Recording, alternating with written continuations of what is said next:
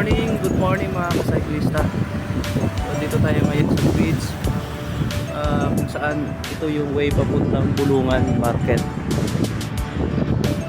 So, changes lang dito ngayon. Meron na ngayon bypass road.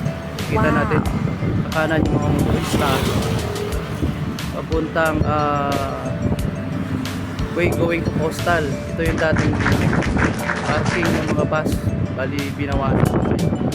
So yung problema dito noon ay masyado pa traffic yung dito sa left side.